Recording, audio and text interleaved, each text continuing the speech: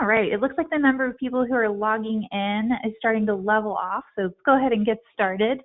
Welcome, everyone. Thank you so much for taking time out of your busy schedule on this beautiful Tuesday to come learn about how you can make your board members more effective fundraisers. I have had the privilege of seeing this presentation before, and I can tell you from experience that you are about to get a ton of super great information.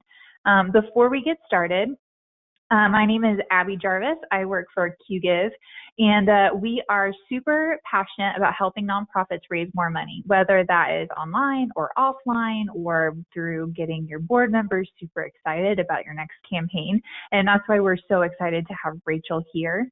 I see you QGive users. I know there are a lot of you in attendance right now. If you have questions about anything that you see in this webinar that you'd like to apply to your QGive account, let us know and we'll get you to the right person. And if you don't use QGive, that's totally fine. Everything you're going to learn here today applies to you as well. And then just a couple of housekeeping items. We're recording this webinar and you will get a recording directly to your inbox by tomorrow afternoon. And then if you are more of a slide person, or if you want to share the slides with someone that you know won't want to watch a whole webinar, Rachel was kind enough to provide the slides in advance. So you can download those over in the handouts section of your control panel, and you can share those with whomever you'd like. If you have any questions, we want to hear from you. Go ahead and drop those in the Q&A box. I will be keeping an eye on those, and we'll have time to talk at the end. And if you're a Twitter user, of course, I would love for you to follow Rachel on Twitter. She posts a ton of fantastic information and links all the time. So with all of that out of the way, I'm going to go ahead and introduce Rachel. She is an absolute gem and is very passionate about getting board members excited about fundraising and making them effective at fundraising. Fundraising can be really scary for board members. So this webinar will hopefully give you some ideas you can take back to the boardroom that will reassure them, take away some of their anxieties, and get them up and running with your fundraising campaigns. Awesome. Thank you so much, everybody. I'm so thrilled to be with you today and so honored to be Abby's guest. I love working with Abby and adore QGive, and this is such an awesome topic. And I just want to thank everybody for taking time out of your busy day to invest in your board and to join us for this webinar. We're super thrilled to have you with us today. When I'm not helping people be better with their fundraising, I'm raising twins. I'm a working mom with twins. My background is in nonprofits. I started a nonprofit to empower girls in math, science, engineering, and technology. So everything I know about fundraising, I learned in the trenches, just like you. I love helping people really get in touch with the joy of fundraising and feel more confident and successful in fundraising.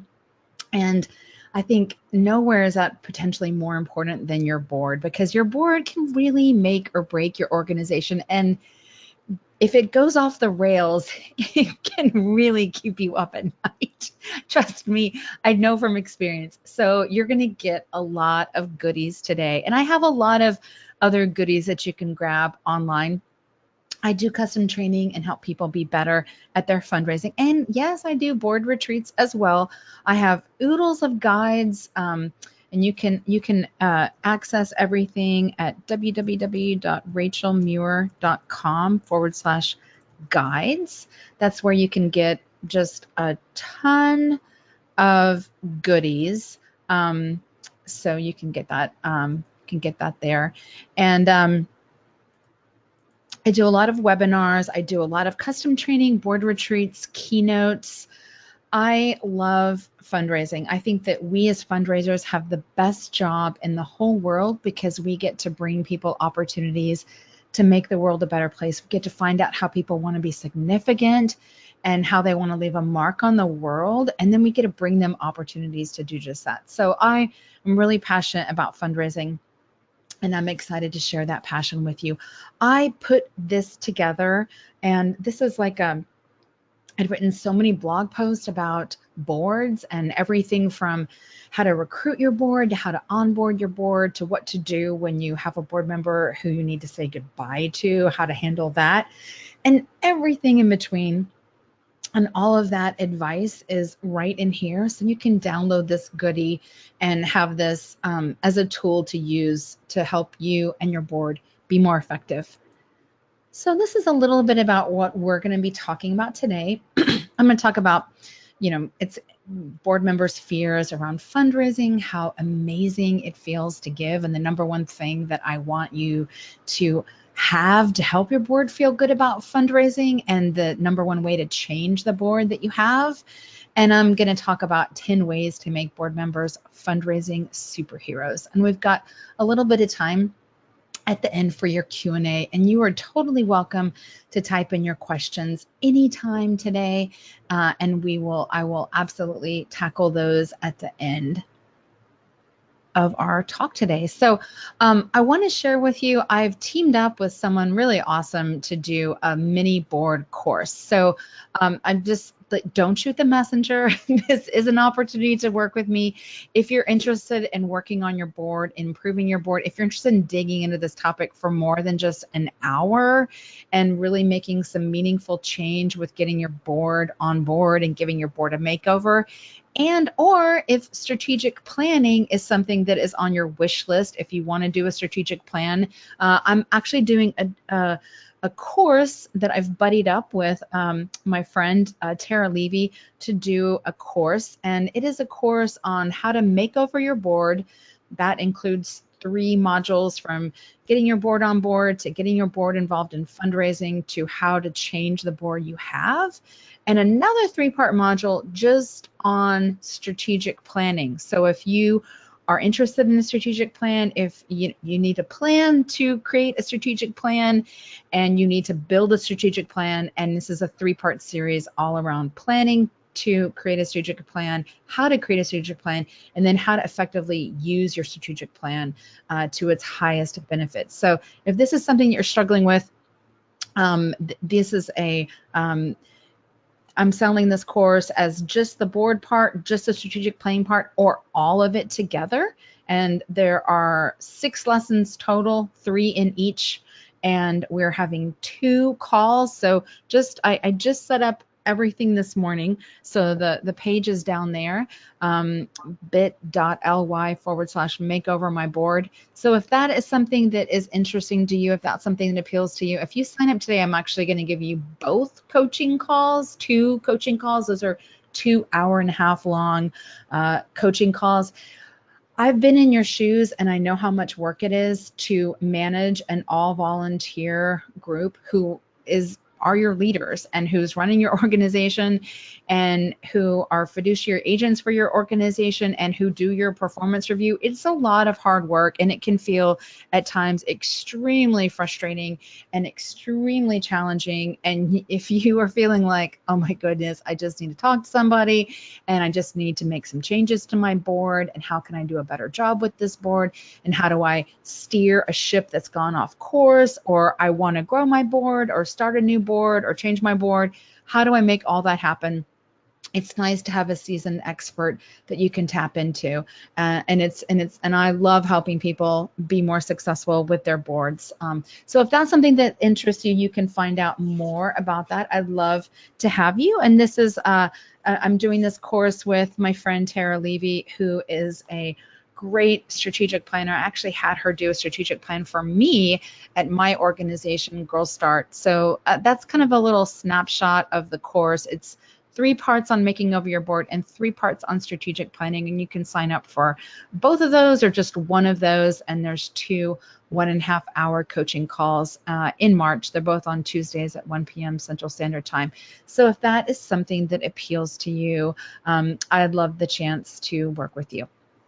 And this is the goodie that I mentioned earlier. You can download this. It has scripts for what to do when you have a difficult board member that you need to let go. It has a sample board contract in there, a guide for onboarding board members, and a whole lot more. So that's a really good resource if you're if you're pressed for time. So I'm going to ask you guys a few questions, and I want to just invite you to type your answers into the chat. Tell me, just type into the chat how you're doing in terms of if you're, rocking and rolling with your board. Yellow is, gosh, we could use some, and we could fine tune it, could be a little bit better. Red is, oh my goodness, I need to have some difficult conversations coming up with board members. Maybe you're not feeling sure about how you can handle those conversations, but I want to invite you to type into the chat and let me know how things are going. Are you You seeing guys a are lot? really cracking me up. I wish you could see all of these. Very descriptive. Pamela says that she's green, sometimes light green, sometimes brilliant green. Wow. I see so many reds, like all in caps. I have people who are typing red repeatedly. I have people who are saying they need a new board. But the overwhelming response is generally that everybody's kind of in the yellow zone. So things could be better, Awesome. but they could be much worse. Orange is appearing. Really excited for how interactive you guys are. Jaundiced is my favorite. Good job, Elizabeth. They're jaundiced. Well, my next question to you guys is, tell Abby, what is your board's experience level? So this is something that is interesting to me, because a lot of times I talk to boards and I talk to organizations and they're frustrated. So if you have at least a few board members who are brand new to serving on a board, just let us know if you've got some newbies. I wouldn't expect that anyone would have 100% a board with all prior experience. But let us know if you have at least one newbie on your board. Type in newbie so that Abby can. Oh, wow. A lot of you have a lot of newbies. We do have one that says, you guys are typing so fast. One said that the boards are generally older. We do have a couple people who say that their board does have zero experience. We have a couple people actually saying that they have an entire board. One says that their board members have been on for 8 years and they won't leave. So we have kind of a mixed bag. Generally, it looks like there are a couple of newbies on most boards, but a couple of people are really struggling with either people who are brand new and have no experience, or people who maybe have a little too much experience. Interesting. That's fascinating, because a lot of times people may have prior experience, but they never got any training along the way. And the truth is, board members just don't come out of the cereal box knowing how to fundraise or knowing a lot about the nonprofit sector. So I'm curious if you guys will tell Abby, how often do you do board training? If you do it once a year, if you do it every other year, if you should. So let Abby know if you do it annually or every other year, or if you need to do it, but you haven't done it. You guys are killing me. I'm seeing a lot of 4 that they're not doing any. I'm seeing a couple of people who have never done it. A lot of people know that they should be doing board trainings, but they don't know how. And that is one thing that I'm seeing on there. Oh, we do have one person that says that there are training items on each quarterly agenda. So awesome. Again, a pretty mixed bag. I'm really proud of you. Whoever that was, all of you are popping up super fast. Whoever that was that has training items on your quarterly agenda, I'm so proud of you. I am but too. A lot of the people are saying, board training, what is that? And their board doesn't want to. So I've got some goodies at the end. There's some recommended resource that I'm going to give to you. And, I love the organization that's doing a little bit of a board training at every meeting. That is fantastic. And you can poll your board and you can ask your board members, what topics do they want to learn more about? And then you can deliver it. And you can also invest in board training. And it doesn't, yes, of course, I do that for a living, but you can also work with another organization. Maybe there's another organization and they've got a really great board chair. Maybe you want to recruit that board chair to come do some board training or to come talk to your board about how they do things at their organization. Or maybe you want to partner with your local association of fundraising professionals to get a trainer to come in. I do a lot of training for an AFP chapter, and they'll invite all of the nonprofits in their community, and that way it's really inexpensive for them to come and get some training for staff for their board. Or you can partner with another organization to get training for multiple boards as well. A lot of times it can't. I've been in your shoes where I think it's awesome to give a little bit of a board training at every single one of your meetings. And if you really need to make some meaningful change, I think it's great to partner with other organizations or bring in other expertise, because sometimes you can be saying the same thing and like banging your head against the wall, trying to get your board to invest in major gift fundraising, or trying to get your board to kind of step off the endless hamster wheel of grants and galas. And until someone else, like someone from another organization or fundraising expert or consultant or trainer, until they say it, it's like your board doesn't hear you. So, and that can be especially true of fundraising. So I'm going to cut straight to the chase. The why boards fail, and in particular why fundraising is the F word to a lot of your board members. It's really around how we invite them into fundraising and how we set expectations around fundraising in the first place. And if we didn't set the right expectations, and if we didn't make it clear in recruiting them to the board, if we didn't specify it in their board contract, if we didn't talk about it when we did a board orientation, then they don't understand. They don't know what the expectations are, and they may feel like there was some false advertising in why they were recruited and what's really being expected of them. And the truth is that we've got some culpability if that's the scenario that we have as our organization. You wouldn't go out and take a job if you didn't have a job description. If you didn't know what was going to be expected of you in the role, you wouldn't take on that job. And the same is true for our board members. So, the expectations of service may not have been made clear to them. They don't know what they don't know.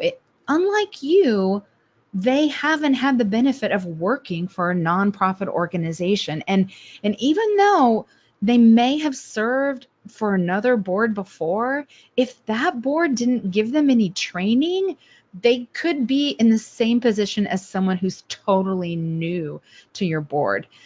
We have some responsibility too. It's easy for us to forget that they're volunteers, and it's easy for us to underestimate just how much support they need. And there's lots of opportunities in that for there to be missed connections between us and our board. They're busy, they've got full-time jobs, they've got families, they don't have the background around our issue or our mission like we do. They may not have a personal connection to the mission. Fundraising is definitely not one size fits all. And that's one kind of solution I have for everybody that you can walk away with today is how to give people lots of opportunities so they can find what works for them. But they also, unlike you, they don't work in the nonprofit sector. And this may be their first time for many of you. As you said, many of you have board members who are brand new to serving, and this is their first time with a nonprofit. So this is a reason why board agreements are so important. And I really believe that this is the number one place where stuff really blows up and stuff goes wrong, is because we're in such a hurry and in such a rush to get the well-connected, influential board member to agree to serve on our board, but we don't set the right expectations, and we kind of set them up for failure. So this is a sample board agreement. There is a sample of this agreement in that handout, and you can download it right there. You can download this handout. I have an editable version of this in the course as well. But I'm a big fan of having a really robust board agreement where you really clearly outline all the ways that the board member can support fundraising. And I encourage you to think of it as a Think of it as a menu. Think of it as an a la carte menu. And this is an example from my friend Andy Robinson. And this is the menu of, there's an organization that set up their board agreement. They set up like a all you can eat menu, and they had appetizers and entrees and desserts. And they were specific with people. They said, this is all you can eat, meaning help yourself, but commit to as many items as you like, but at least one per category. So they're kind of setting a minimum of what their expectation is for their board members. But what I love about this is they've given them lots of different ways that board members can support fundraising. So my challenge to you when you leave this webinar is write down a list of all the different ways that your board members can support fundraising. I mean, you might have 25 things on your list. You might have 50 things on your list. It could be everything from naming you in their will or estate to inviting their friends to an open house to come see your work, to buying wine for the wine toss at your gala. Think about just the huge diversity of all the different ways they could support fundraising. I think some of your board members are introverted, some of your board members are extroverted, and fundraising is not one size fits all. And I think a lot of times one of the things that organizations do wrong is, okay, here's one example, passing around a list of names of high net worth people in your community and asking board members to sign your name next to the people that you know. That's not what board members want to do. Some people may really be advocates and ambassadors, and they may be willing to introduce you to everyone that they know, but other people, that isn't going to appeal to them, and that isn't something that they're going to sign up for. So there isn't just one solution to fundraising. There's lots of different ways that they can support fundraising, and you need to offer a really robust laundry list of all the ways that they can do it. Another place where things can go off the rails is with setting expectations. It's really important that board members understand that this is a give and take. It's important for them to understand what you're asking of them and how you will support them as a board member. So an example of that is, we ask that you bring us a positive fundraising attitude, your skills and your time and your effort. And while you are on our board, we ask that you make us one of your top 3 charitable commitments. I think this is totally legitimate. I think this is totally appropriate for you to expect to be one of their top 3 philanthropic commitments while they're on your board. And it's totally appropriate to talk about.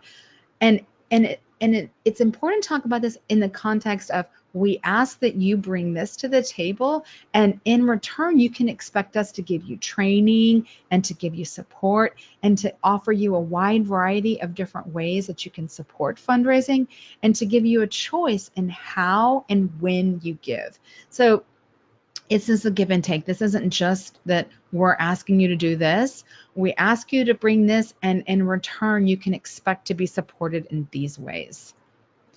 So if you're listening to this and you're like, oh boy, this is good advice, but I guess there was one person when we started who shared that, they had one member who had been on for 8 years and maybe they needed some new blood, and they needed this person maybe wasn't, if you don't have term limits, that's an opportunity to create term limits.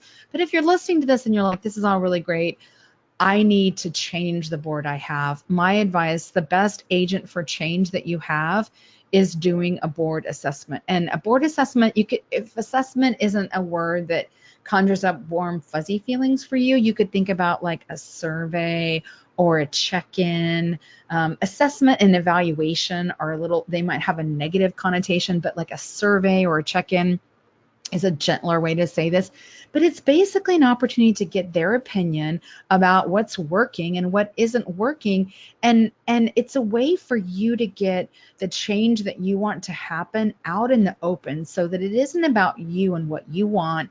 It's about them and what they want. So it's led by the board. It holds them accountable. It can show the gaps between where you are now and where you want to go. And by showing those gaps, really chart a course of where you need to be and what the pathway is for improvement.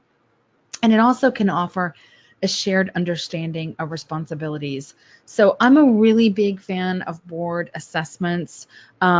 I talk in my course about different kinds of assessments. There's lots of different approaches to assessments, whether it's one that you give to the board and they take it, or it's one that you and your board chair do on your own, where you kind of privately evaluate the board composition that you have. There's lots of different ways to do a board assessment, but it can be a really healthy way for you to spark change and have a jumping off point for your change to be not about you and what you want, but about the board and what they want and the gaps and the weaknesses that they see.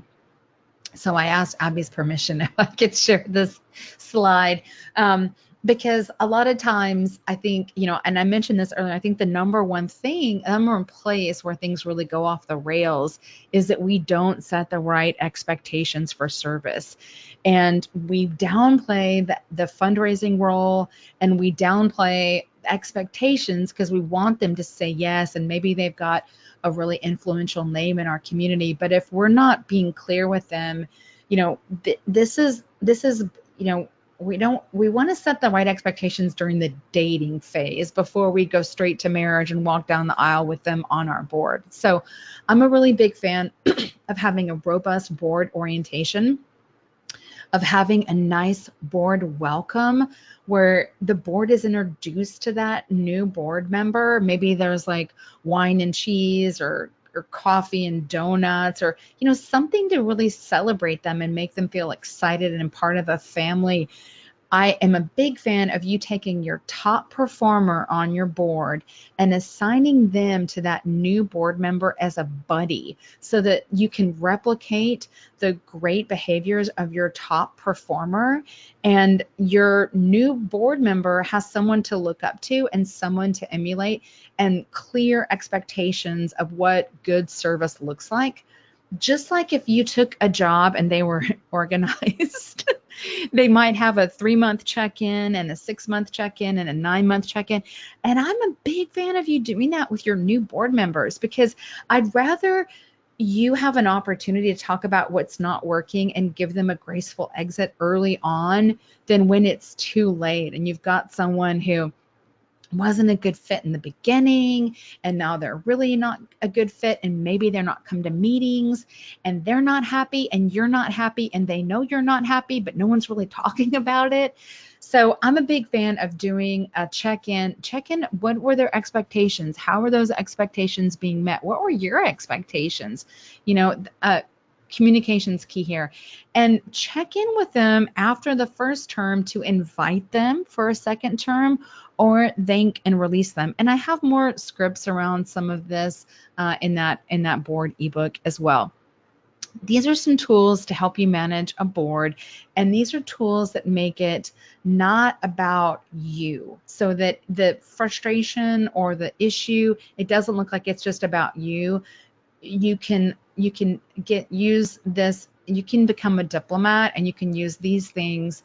These are really your friends in managing your board: having term limits, having a really specific and detailed board contract, having a strategic plan, staying organized and on task with pre-meeting materials. I'm a big fan of all of your board agendas having a goal for each one of those meetings. When you go through transitions, which are normal. I mean, boards are complicated. They're made up of human beings. Human beings are complicated, and they're living, breathing things that are always changing with your board composition and with milestones that you have as an organization, whether it's your own executive leadership of your organization or how your organization might respond to challenges or the external landscape. Things are always changing, and it's okay to hire a facilitator during some of those key transitions to help you take things to the next level or bridge a gap. I'm a big fan of self-assessments or self-evaluations. You can call those check-ins or surveys if those terms are too heavy, but those are great ways to have your board members safely be able to speak up about what isn't working. Of course, a board retreat, and type in and tell Abby if you do a board retreat every year, we'll just clap for you if you do. So many times I talk to organizations, and that's kind of like the first thing that goes. And those board retreats are important opportunities for board members to get to know each other, for them to have fun together. I mean, a lot of your board members are serving on your board for the personal and professional relationships that they're making and the experience that they're getting on top of serving your great mission. And so retreats are really great opportunities for them to grow and spend time together and have fun together, and to educate them as well. And of course, training is huge. So I'm seeing a lot of people say that they are doing an annual board retreat, awesome. which is pretty great. I do see a couple of people who have said that they are trying to do board retreats, but they're poorly attended, or they really have to fight to get funding for them. So it's something that if people aren't doing it already, they want to, but are coming up against obstacles like unenthusiastic boards who don't want to fund those retreats. Yeah, I totally understand. So another place where I feel like things can go wrong in terms of there being a really big gap between your perspective and your board members' perspective is your board members, especially if they've never worked for a nonprofit before or if they're new to board service, they may really not understand how we got to this goal in fundraising because they don't understand fundraising. And I'm guessing when I ask you if you ever in your professional life as a fundraiser were given a fundraising goal that you didn't have a role in setting, I'm guessing a few of you are going to tell Abby, yes. Maybe you took a job and you were like, oh my goodness, this is the goal. Any new fundraising job, you're likely going to be given a fundraising goal that you don't play a role in setting, and you're going to be doing your best to scurry along and try to make it. And your board members may really be feeling that way as well. And a lot of the nonprofits that I've worked with, one that achieved really transformational leaps in terms of their board members understanding fundraising and taking a role in fundraising and signing up for really big fundraising goals. It all started with them taking about 5 steps back and understanding, okay, why is this our fundraising goal? How does fundraising work in our organization? You know how it works. You know this like the back of your hand. You can translate this into like 30 different languages, but they don't. And if they're new to nonprofits and this is the first nonprofit, they're likely not going to understand your model or the mix of sources. So the more you can show it to them and educate them about it, the better. Also, I'm a big fan of having a line item for your board giving in your budget that your board looks at every month or every other month or quarterly, depending on how often your board members meet, because I believe in making that amount of the dollars that your board members are giving. They don't need to know what each person is giving, but they need to know how close you are to reaching your fundraising total from board giving. And a lot of times if you don't have that as a separate line item, they have no visibility to know that other board members aren't contributing. So introduce board members to how fundraising works in your organization, show them the model, show them the mix, and then talk to them about what their role is and where they can add value and how staff will support them. So I talked about that with that give and take. It isn't just one-sided. It's definitely a give and take.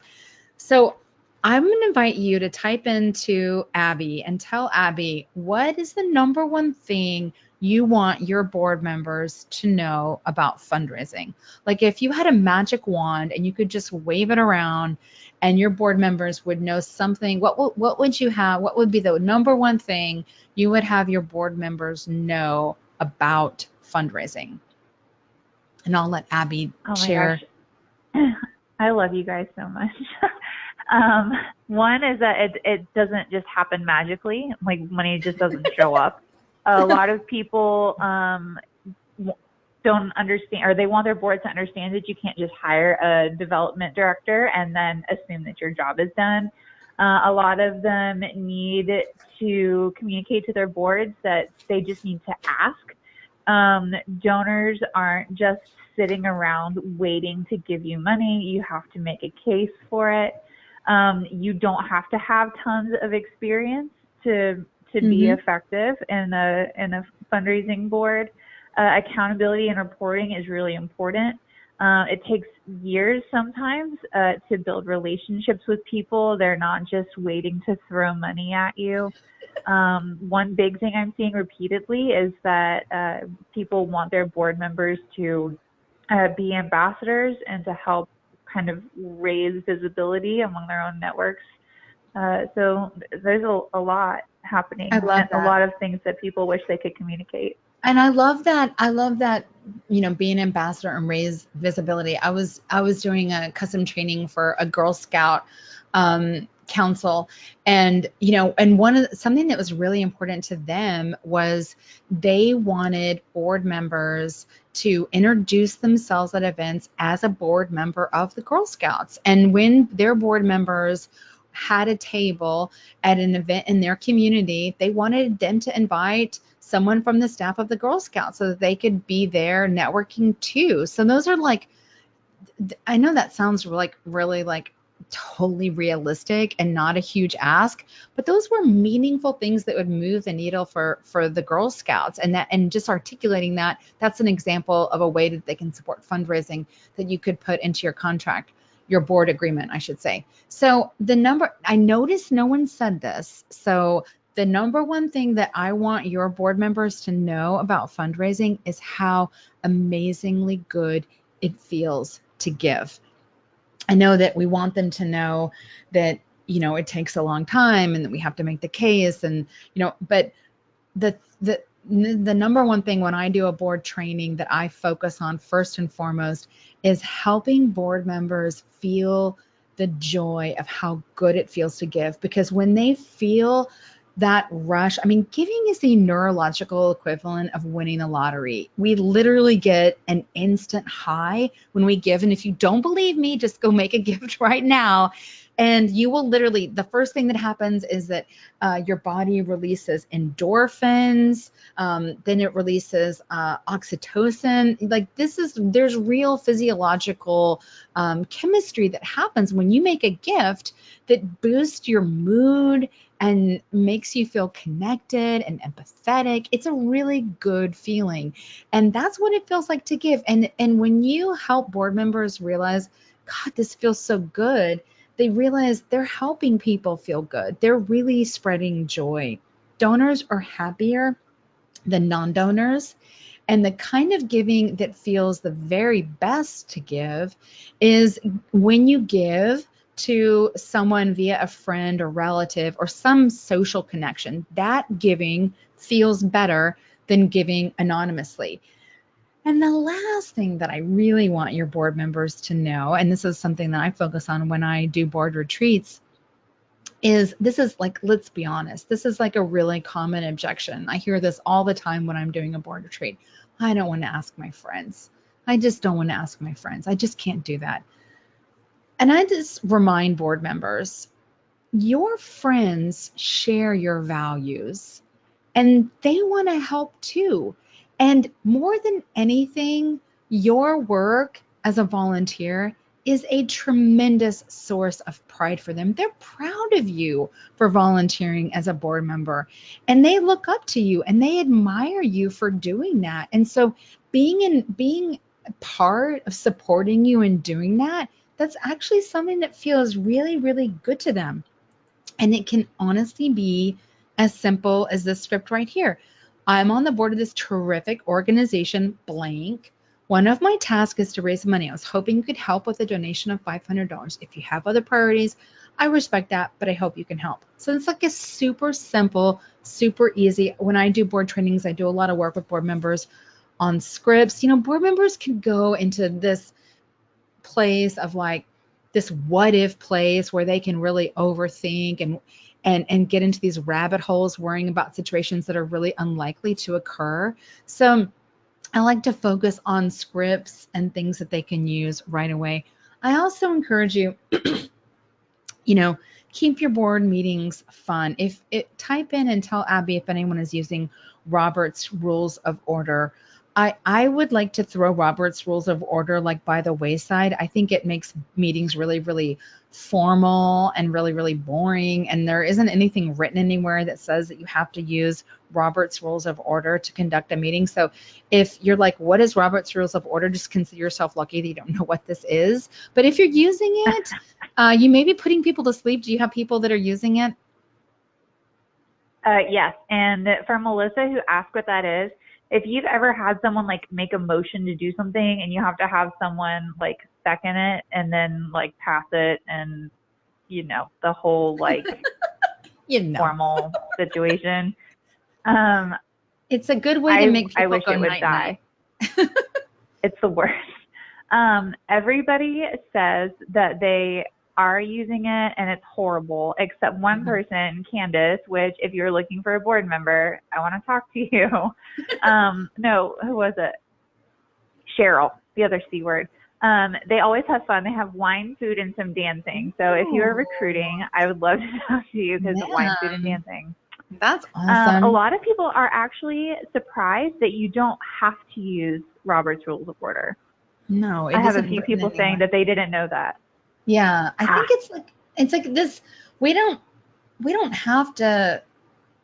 We don't. There's nothing that's written that you have to do it. I mean, you likely in your bylaws have to have a quorum to vote. If you're approving something, you have to have a majority. But it isn't written that you have to use Robert's Rules of Order. And here's some other tips to help you make your meetings a little bit more exciting. So I mentioned earlier that I'm a fan of having a goal for your meeting so you can kind of drive things towards that goal or outcome, like a one singular goal. Give people like a cheat sheet, give them the materials in advance with a cheat sheet. I am a big fan of big shock, starting with a fun icebreaker. I love the idea of starting with a thankathon, just giving your board members 5 minutes to go call and thank donors, give them the donor's name, give them their phone numbers, give them a super short, simple sample script, give them a couple discovery questions in case they get someone on the phone. That is a number one way to like boost your board members' confidence with fundraising. And I have some stats to back that up that I'll share just in 1 second. I'm a big fan of starting with a testimonial, maybe from a staff member or from a client. And also think of a few of you said you had board retreats. Think about the board retreat that you had. Think about some of the fun stuff that you did in your board retreat or stuff that made your board retreat exciting. And a part of it is you're splitting into small groups, you're brainstorming in small groups. Try to do a little miniature version of that at your board meeting to liven it up. So I'm going to wrap up with some ways that board members can be fundraising superheroes without asking for money. And I'm going to invite you guys to type in your questions for Abby. And when I get through these, she'll pick out some good ones. Of course, giving personally is obvious. Calling donors and thanking donors, and I'll talk about how important that is in just a second. Naming you in their estate plan. So hopefully you have invited all of your board members to name you in their will or estate. That is a really low-hanging fruit, great way to start. If they care enough about you to serve as on your leadership team, that should be something they would be willing to consider. I mentioned this earlier, but it's critical that all of your board members make a gift, however meaningful that is for them. Now, there's you can debate, well, should we have a minimum gift amount, or should we just ask, should it be based on each individual, and should we think about this and plan this based on our board members' capacity? You can do it either way, but all board members have to give a gift that is personally meaningful to them. If you have clients who are on your board, they just need to give a gift that is personally meaningful to them. Maybe that's not negotiable. And if you're struggling with that, there are lots of grants that you're not eligible to get if you don't have 100% board participation. And that should be a pretty strong motivator to motivate your board members to give. I'm a big fan of having board members do thank you calls. I mentioned this just a second ago. This is from Penelope Burke.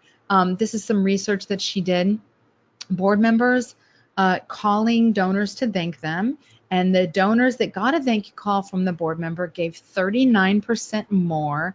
Over a year later, they were giving 42% more than donors who didn't get phone calls from board members. And they had 70% retention, which is pretty fantastic retention. Give them a script, make it easy for them. Give them a sample script and write the script like a human being wrote it, not like a robot wrote it. Give them credit for some tangible, awesome thing that their gift made possible. Have them right away identify themselves as a board member so that the person doesn't hang up. Have them leave messages if they don't get a human being on the other end of the call. And also, finally, have them have a few questions in the event that they get someone chatty or that they just get a donor on the phone, because 9 times out of 10, they're just going to get voicemail.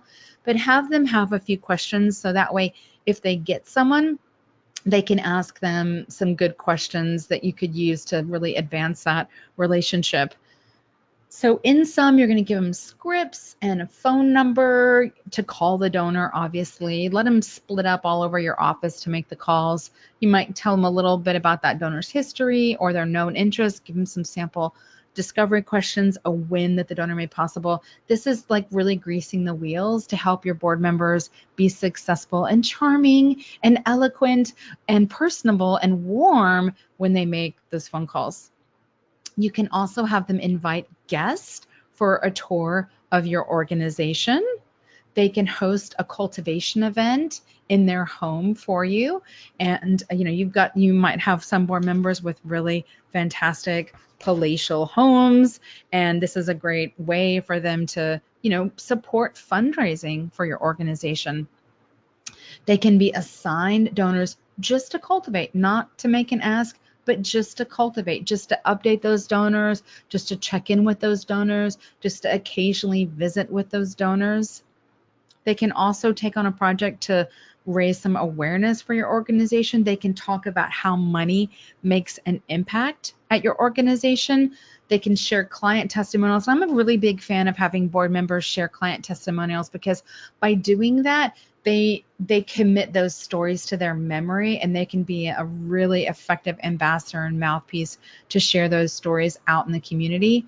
They can also write an article on why the organization is important to them. That could be used in your appeal. They could write about why they chose to name you in their will or estate. That could be used in your appeal. That could also be used in your newsletter. That could be used at an event. These are all like stories that you could recycle in other meaningful, important ways for your organization. So this is where I have this goodie, and there's sample having difficult conversations is in there, how to negotiate or enhance attrition of board members who need to go and what to do. Graceful exits is what it's referred to. These are a couple of my favorite books on boards. This book by Kathy Hedge, Engaging Your Board in Fundraising, these are both short reads. These are like 75 pages, but I really like this book, Engaging Your Board in Fundraising. It's really told from the staff perspective. And the premise of this book is, how can we set up the conditions where board members motivate themselves? And so it's a really good book. I love Susan Howlett, and I love her book, Boards on Fire. And I believe she's working on an upcoming second edition, or it may already be out. So that is a gem as well.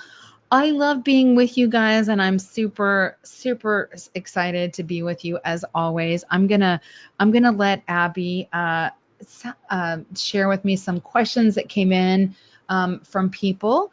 And if you're interested in more help with your board, I have this course coming up, and I'd love to see you. This is my friend Tara Levy, who's a strategic planning guru, and we're doing this together if this is something that appeals to you.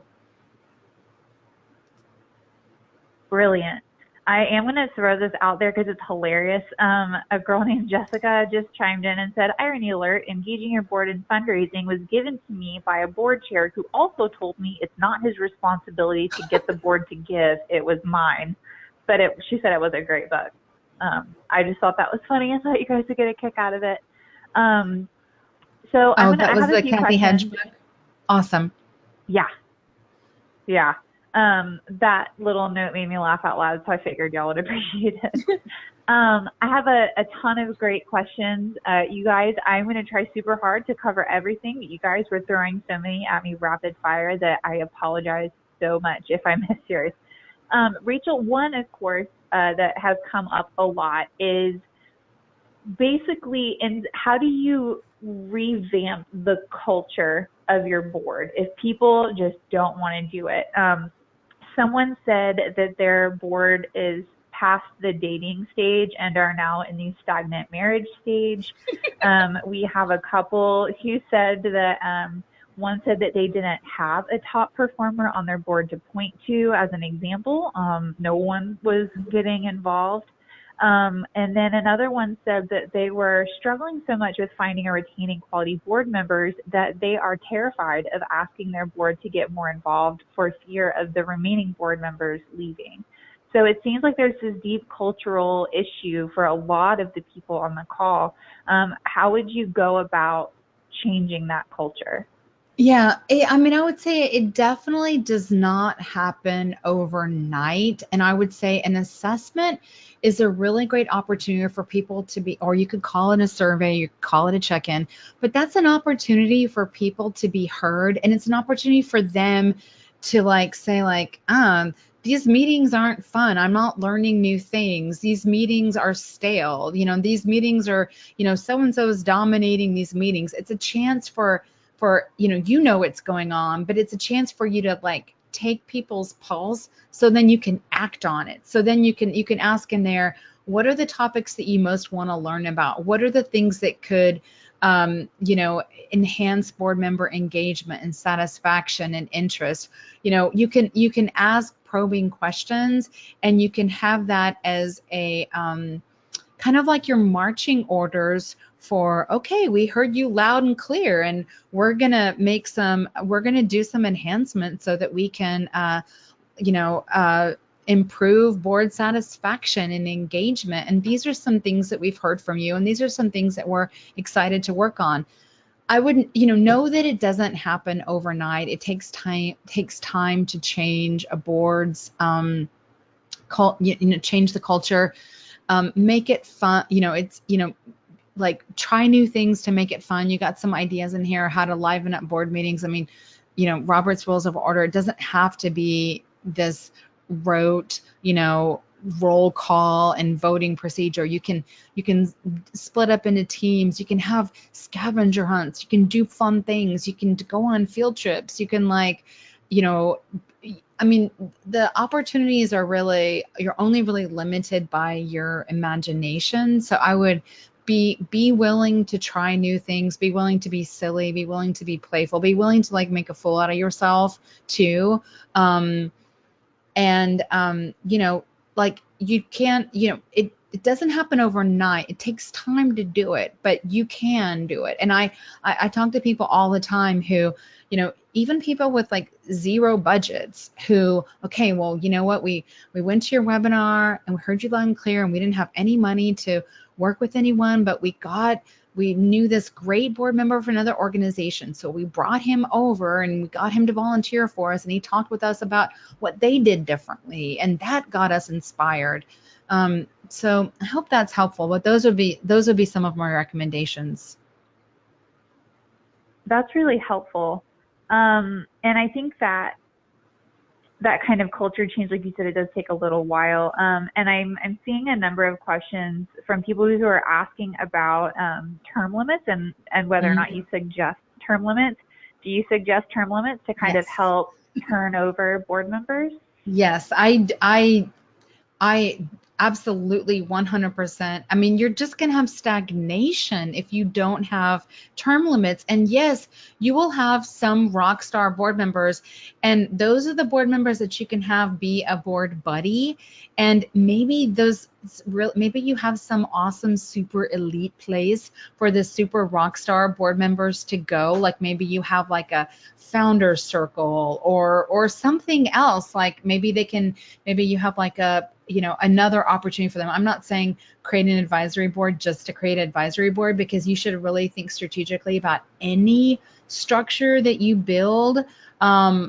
board or otherwise, advisory board or otherwise, but I am definitely a big fan of term limits. I think that it's I don't I I don't think that you can't have you need to have, I mean, change is a part of life, and you need to be bringing on new leadership with your staff and with your board. You know, you need to have a succession plan for your leadership, your top staff. You know, you need if a staff person leaves, it you need to have a plan for, okay, how are we going to do this, and how are we going to hold the door open so that we can thank them and embrace them leaving gracefully and with gratitude and with respect, and how can we celebrate them on their next journey. I think it's interesting to me, and this is just my observation, and you may agree with me, Abby, but I feel like in the nonprofit world, when people leave, and granted,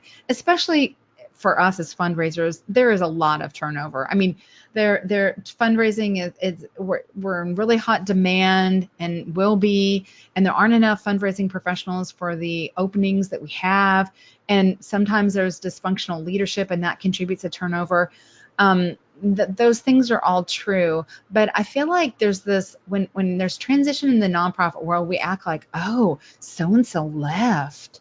People leave and change jobs in the for-profit world, and we don't have the same, like, oh, Abby left QGive, I wonder why. But I feel like we kind of treat it like it's kind of, you know, suspicious. Like, is there a story there when it's in the nonprofit world? And the truth is that change is going to happen and transitions are going to happen, and we need to be ready and prepared so that it doesn't result in donor turnover as well, and so that people have opportunities to be challenged and grow and take their career to the next level, and we can continue to have great talent in our organizations. And having a development director leave doesn't mean that we're, you know, up the creek, or having our executive director leave doesn't mean that we're, you know, never going to survive or thrive again. Yeah. One more question about term limits, just on that note. A couple of people have asked how you would approach either putting term limits into place or enforcing them without freaking everyone out, So for I lack of would, a better term. yeah, I mean, that is where, so that slide that had like all these things may sound boring, but they're really tools for you to use. Like, even a strategic plan. I know you're going, what? A strategic plan? Like, that is a tool for you to use to make the kind of changes that you want, because your board development and board composition is a totally appropriate goal to have in your strategic plan. So I would say that's why I'm a big fan of assessments, or we can call it a survey or a check-in if assessment makes people feel like they're like having finals or something. But that's why I'm a big fan of that, because it gives an opportunity to, it's not just you complaining about what's happening, it's everyone's like, yeah, we don't have enough diversity on our board, or we don't have enough, you know, younger leadership, or we're not being innovative enough. Like, it gives people a chance to safely safely articulate the weaknesses, so that, and so that then you can create a roadmap for how you're going to address them. I love that. I absolutely love it.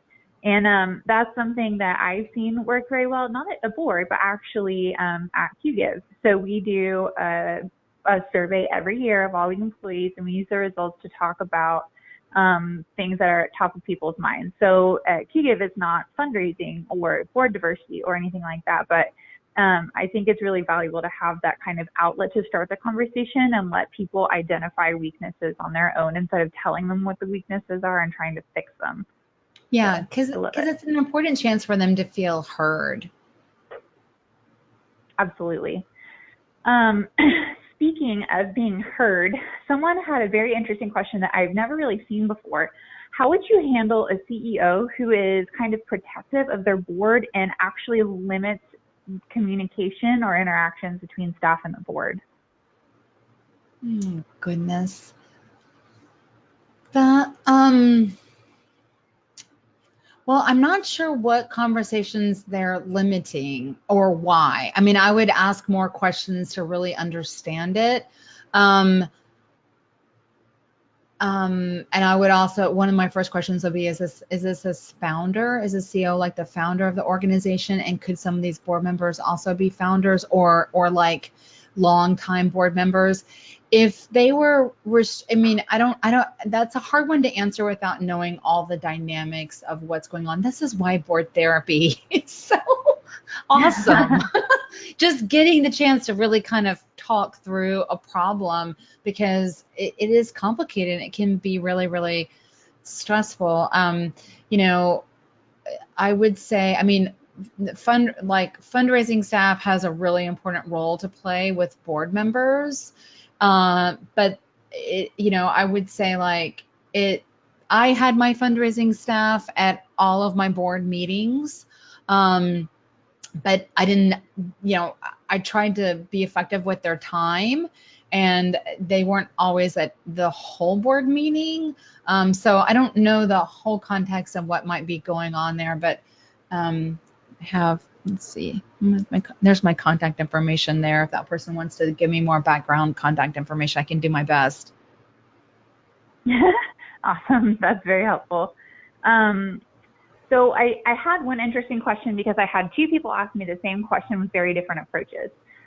One, how appropriate is it to ask a board member to contribute a certain amount, either by raising it, by recruiting their friends and family, or by just donating it straightforward? I know it's important to have 100% board participation, but is there a certain amount we should be asking our board members to donate?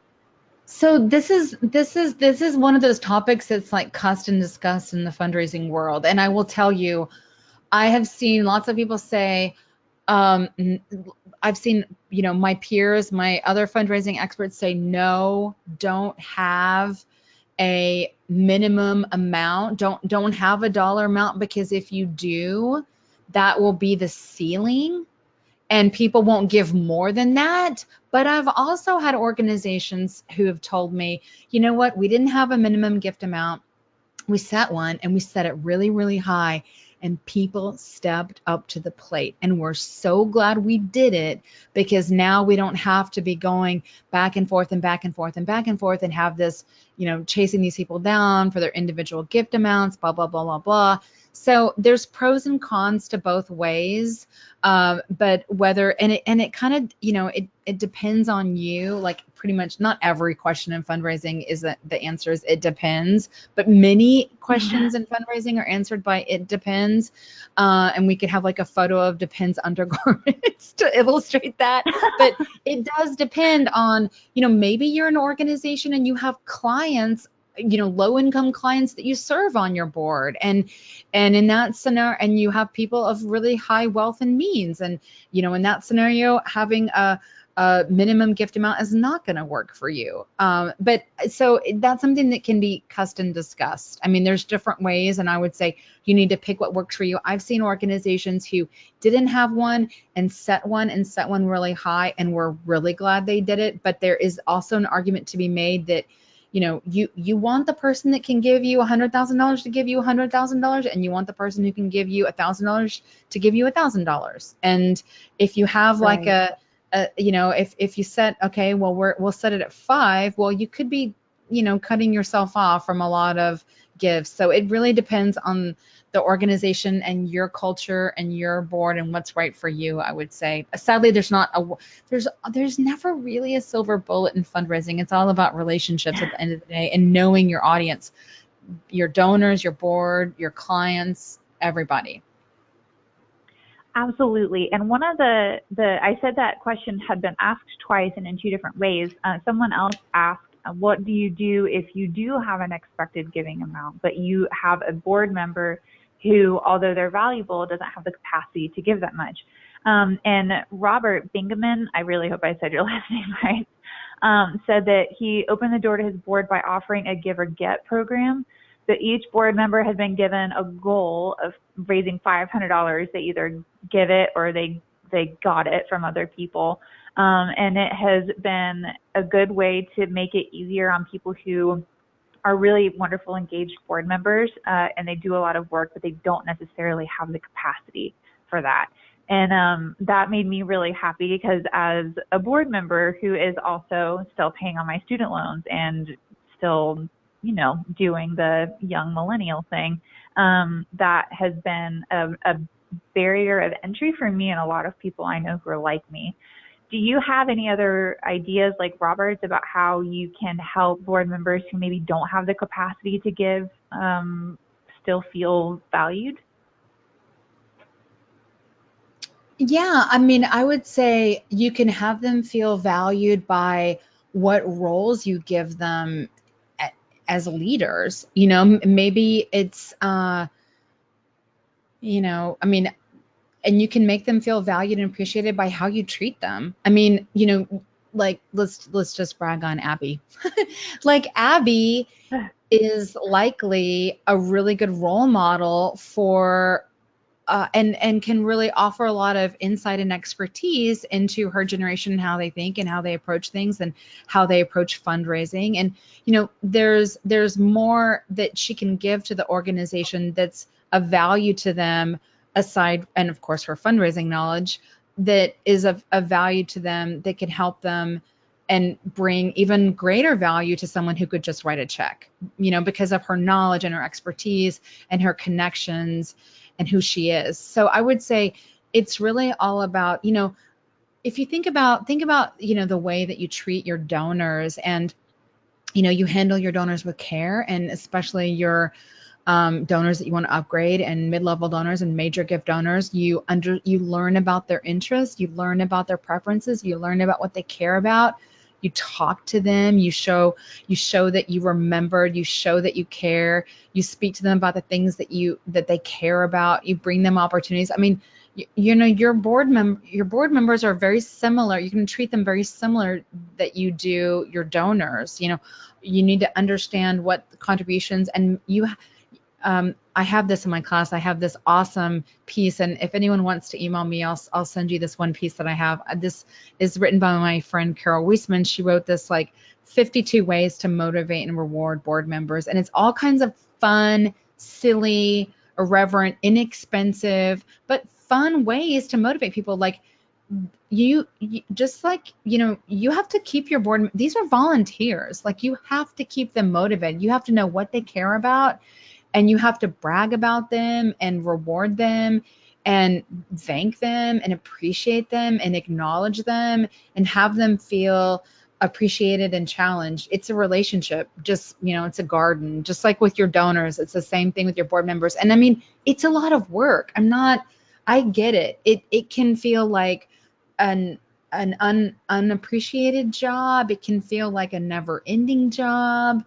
It can feel as difficult as, like, parenting a toddler. It can be frustrating. It's a lot of work, but these are volunteers. So you have to understand what motivates them and reward and acknowledge them and appreciate them. If you don't, they're not going to be satisfied. They're not going to give you their best talents and their best gifts. I love that. Um, I also am kind of going to touch on one more question, talking about the talents that you have. Someone asked a beautiful question, and I absolutely love it. If you are getting your board members involved by asking them to reach out to your donors and thank them and call them and write notes or do whatever you've decided to do with your board, is it better to have your board members each build relationships with an individual donor over time, or would you suggest introducing your donors and your board members to each other kind of en masse, like everybody kind of rotating through donors or meeting different people? So this is an interesting question, and it's one that I'm kind of surprised when I'm asked this, because I was doing a custom training for an organization, and one of their board members, and this was like his just out for why he wasn't going to participate in fundraising. He was like, "Oh, well, I mean, it just doesn't make sense for me to develop relationships with donors because I'm only going to be a board member for 3 to 6 years." What the heck? Like, oh, so I mean, staff members may not be there that long. This is why we have a good donor database, and we update it, and we use our data. And, I mean, it isn't. So I would say, like, board members wield a lot of power and a lot of influence. Donors are smart, and they know that we as staff members are paid and that we're paid a salary. And so to be appreciated by a donor, I mean, even a thank you call from a donor, even if they've never met that donor before, that person calls and says, "Hey, my name's Abby Jarvis, and I'm a board member of Sweaters for Penguins. And Rachel, I just want to thank you for your generous gift. Thanks to you, 10 penguins have sweaters and were saved from near death and extinction." Like, wow, like, I mean, you're a board member, like you're volunteering your time. It's something that's meaningful and important. So I wouldn't let your, I think introduce your board members to donors as it is appropriate to introduce them. Of course, they can call and thank donors for their gifts and I recommend doing that habitually, take like a thankathon break at your board meetings, have thankathons where they call and thank donors. When you have your cultivation events or your galas, give your board members, hey, we want you to talk to these 5 donors. Here's what they look like. Here's what they care about. Ask them these questions. Like, give them like a poop sheet on the donors and do a little facilitated networking where you're like, Abby, you're going to talk to these 3 people tonight. And Abby, we want you to go give them a job. Like, I want you to go thank everyone who bids. I want you to be in charge of the looking at the donors who are bidding on the silent auction items, and just go walk up and thank them and tell them how appreciative you are that they're bidding and how much it means to the organization. There's so many like different things that you can do. And I would say, I don't want people to be overthinking this like a kid trying to go down the slide at the playground. Like, it's normal. It's human relationships. We're going to all do the best that we can and love each other and forgive each other. And there are endless opportunities for board members to show appreciation to donors. And it really matters a lot because they're volunteers and your donors know that. And it's more special to be thanked by a volunteer. Yeah. I love it. Rachel, you have blown our minds again. You're so sweet. For those of you who have sent me a chat asking about the 52 ways to motivate and reward board members, the email address that she is at is rachel@rachelmuir.com. I will also include her email in the follow-up that you'll get from me. I'll also include a link to the guides that Rachel provided, a link to her website in general if you're interested in learning more about her guides or her classes or whatever you're looking for. You guys have been absolute rock stars. You've been one of the most fun, engaged group of people I've ever spoken to. You've stuck with me 15 minutes past, and you have not flagged in your enthusiasm at all. Thank you so much for hanging out with us. Rachel, you're wonderful. I will actually see you in San Antonio next month. And until then, everyone, I hope you have a beautiful Tuesday. Thank you. All right, bye.